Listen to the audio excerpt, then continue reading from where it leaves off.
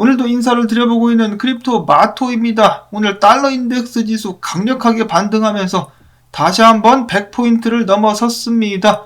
그와 동시에 미국 증시 같은 경우는 복잡스러운 혼조세를 보여주고 있는 가운데 비트코인 어제 한번 다시 발작을 일으키면서 41,000달러 선에서 40,000달러 선까지 무너져 내린 상황, 40,000달러를 수성할 수 있느냐, 그 여부를 앞두고 고군분투하고 있는 모습이 보여주고 있습니다. 39,900달러 근방에서 왔다리 갔다리 하면서 사람들 애를 태우고 있는 비트코인, 이더리움도 마찬가지로 3,000달러대를 지키기 위해서 어금니를 꽉 깨물고 있는 상황, 비트코인이 40,000달러 위에서 잘 버텨줄 수 있기를 바라보면서 오늘 영상 시작해 보도록 하겠습니다.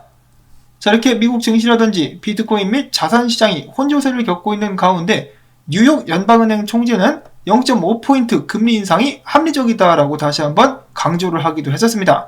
한국 같은 경우도 어제 금리 인상이 있었죠. 만약에 미국에서 금리를 더욱더 올리게 된다면 한국도 계속해서 금리 인상이 일어날 수밖에 없겠습니다.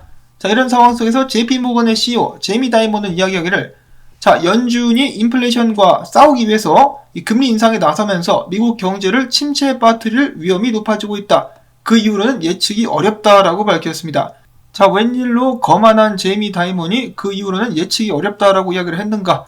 그만큼의 혼란한 상황이 다가오고 있는 것은 아닌가라는 생각을 해보게 되는데요. 일단 금리 인상은 확실시 되고 있는 것 같습니다. 0.25%를 하느냐, 0.5%를 하느냐, 그것이 문제로다라고 볼 수가 있겠죠.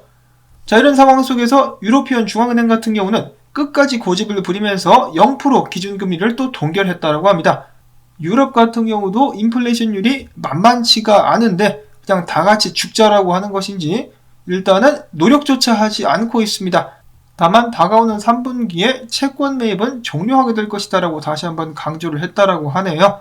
요즘 같은 경우에 정말 전 세계 경기를 잘 모르지만은 그래도 한 번씩 들어보면은 왠지 조만간에 큰 폭풍이 몰아닥쳐가지고 전 세계를 쓸어버릴 것 같다라는 불안감이 들고 있습니다.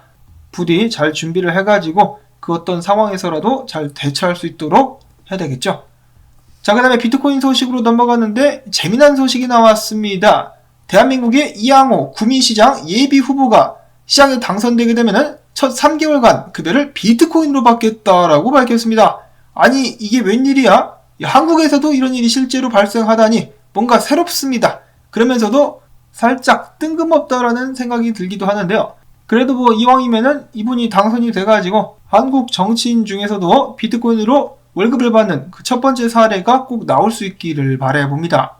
이어서는 비트코인 스니커즈화가 출시가 된다라고 하는데 그냥 스니커즈화가 아니다. NBA 스타 스펜서 딘 위드가 비트코인 결제업체인 비트리필과 함께 실시간 비트코인 가격이 표시되는 한정판 스니커즈를 출시했다라고 밝혔습니다. 신발 표면에 어떤 식으로든 이 숫자가 표시되게끔 연동이 될 수 있게끔 만들었다라는 것이죠. 한마디로 신발 표면이 스크린이라는 소리인데 새 신발이네 하면서 한 번씩 밟아주면 고장날까봐 어디 신고 돌아다니지도 못할 것 같습니다. 가격도 겁나 비싸요.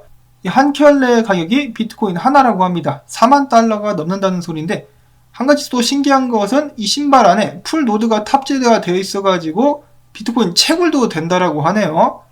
신발로 채굴이라 이런 신발.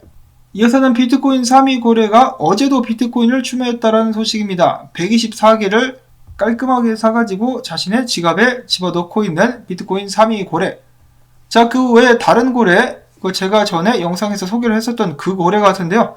꾸준하게 비트코인을 사고 있습니다. 작년 12월 달부터 해가지고 500개, 100개, 1000개, 500개, 500개, 500개, 500개, 500개, 650개 이런 식으로다가 비트코인을 쌓아 올려가고 있는 고래 지갑 찾아볼 수가 있었고 그런데 이런 상황 속에서 비트파이넥스로 비트코인 2035개가 입금이 되면서 시장의 변동성이 또 우려가 되고 있습니다.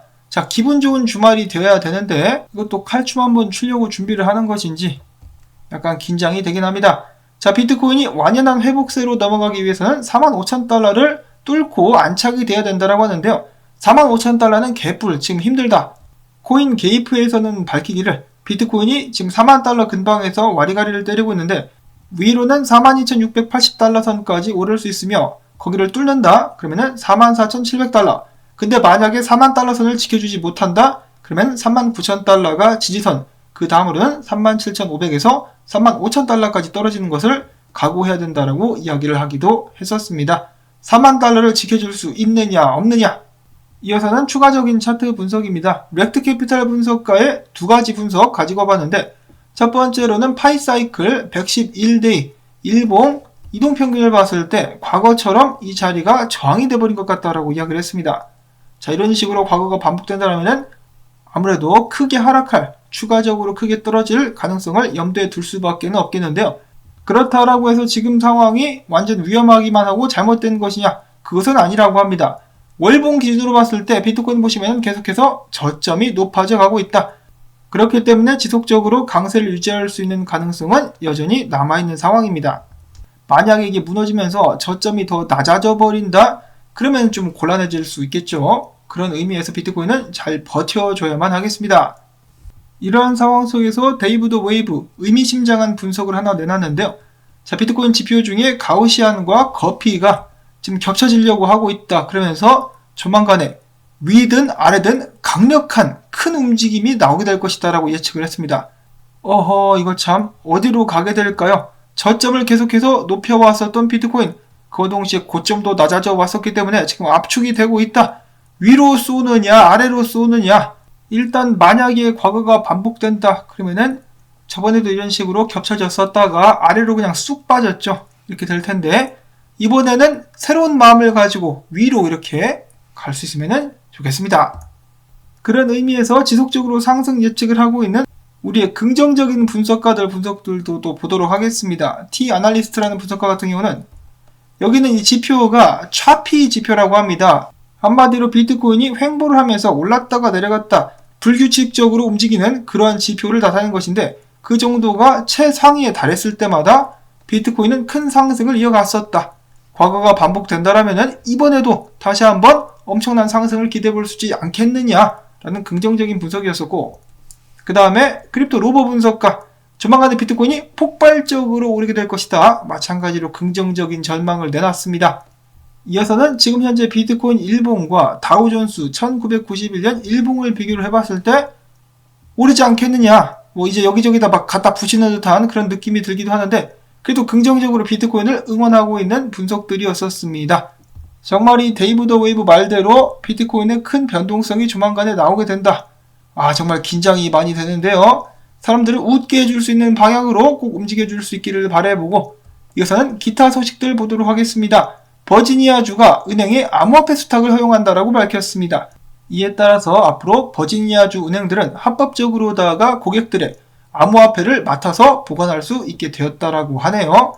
그와 동시에 당연히 비트코인 관련된 서비스가 또 나오게 될 것이라고 예측을 해볼 수가 있겠는데, 비록 지금 현재 비트코인 현물 ETF는 없는 상황이지만은 그래도 은행들과 함께 암호화폐가 사람들 속에서 힘을 계속해서 키워나갈 수 있는 계기가 될 수 있기를 바라봅니다.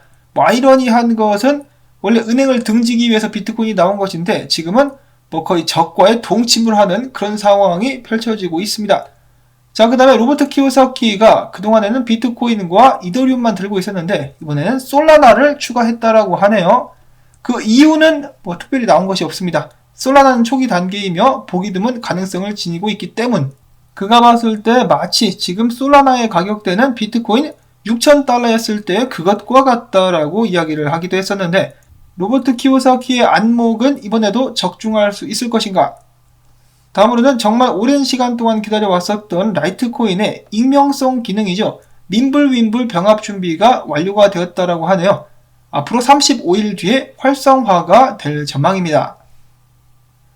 다음으로서는 아마존 CEO가 최근 인터뷰를 통해서 밝히기를, 안타깝게도 곧 암호화폐를 받아들일 계획은 없다. 그러나 아마존에서 NFT를 판매하는 것은 생각해볼 수 있겠다라고 답을 했다라고 합니다. 자, 비록 아마존이 지금 당장 암호화폐 관련된 결제를 적용할 수는 없겠지만은 그럼에도 불구하고 그가 봤을 때 시간이 흐를수록 암호화폐가 더욱더 커질 것이라고 생각이 된다라고 밝혔습니다.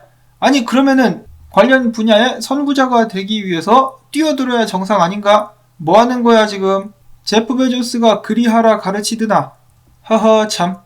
다음으로 이어서는 트위터와 관련된 그리고 NFT 관련된 소식이 몇 가지가 있습니다. 웃지 못할 사건.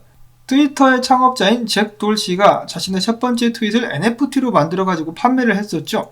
자, 그러자 암호화폐 관련된 기업가인 시나 에스탑이라는 사람이 이를 작년에 290만 달러를 주고 샀다라고 합니다. 그래서 그는 나중에 차익을 남기기 위해서 이를 4,800만 달러에 팔겠다라고 작년에 내놨는데 최고 입찰 가격이 280달러에 불과했었다라고 하네요. 엄청난 손해를 보고 있다. NFT는 정말 폭탄 돌리기가 아닌가라는 생각이 들기도 하는데요. 이 트윗 하나 스크린샷 해놓은 거를 어디다 쓰겠습니까? 뭐 이거 엿 바꿔먹을 수도 없고 참. 자, 그 다음에 오레곤 하원 의원 후보 같은 경우는 선거 자금을 위해서 NFT 컬렉션을 출시할 예정이다라고 밝혔습니다. 자, 비번가요? 생겼어요. 본인이 비버 닮았다라고 귀여운 척을 하는 것인가? 이어서는 어제 오늘 또 한 번 전 세계를 뜨겁게 달궜었던 사건이 있었습니다. 한다면 한다. 일론 머스크가 이 트위터를 인수하겠다라고 제안을 한 것인데 트위터 주당 54달러의 인수를 해버리겠다라고 이야기를 한 것입니다. 트위터의 전날 종가는 45달러 85센트. 일론 머스크가 제시하는 가격은 이보다 일단 18% 이상이나 높고 또한 그는 자신이 트위터 주식 매입을 했을 때보다 50% 이상 높은 가격을 제시를 한 것입니다. 일론 머스크는 이야기하기를 이것이 자신의 마지막 제안이며 거절된다라면은 회사 주주로서의 자신의 입장을 재고해 볼 것이라고 이야기를 했는데 마치 이들이 거절한다? 그러면 들고 있는 물량을 다 던지겠다라고 협박을 하고 있는 것이 아닌가라는 생각마저 드네요. 자, 근데 트위터 측에서는 굉장히 매력적인 제안이 아닐 수가 없겠습니다. 해당 안건을 두고 트위터에서 지금 긴급 미팅이 열리는 등 여러 가지로 상황들이 이어지고 있다라고 하는데요. 자, 과연 일론 머스크는 트위터를 살 수 있을 것인가? 넘치는 게 돈이다 보니까 이것저것 막 자유롭게 질러보는 일론 머스크. 역시 사람은 성공하고 봐야 된다는 생각이 듭니다. 자, 근데 아니나 다를까 이런 일론 머스크에 관련된 화제성에 숟가락을 얹으려고 하는 이가 있었으니 그의 이름은 저스틴 선입니다. 또 기어 나와가지고 일론 머스크가 54달러를 제안했어? 나는 54달러 받고 60달러 줄게. 주당 60달러 줄 테니까 트위터를 나한테 팔아라고 이야기를 했습니다.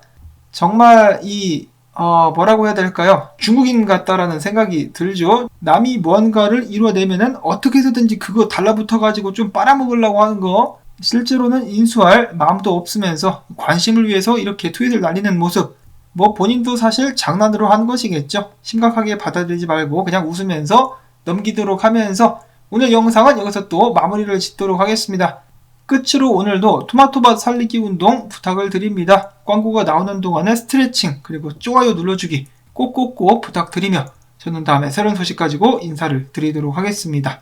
안녕히 계십시오.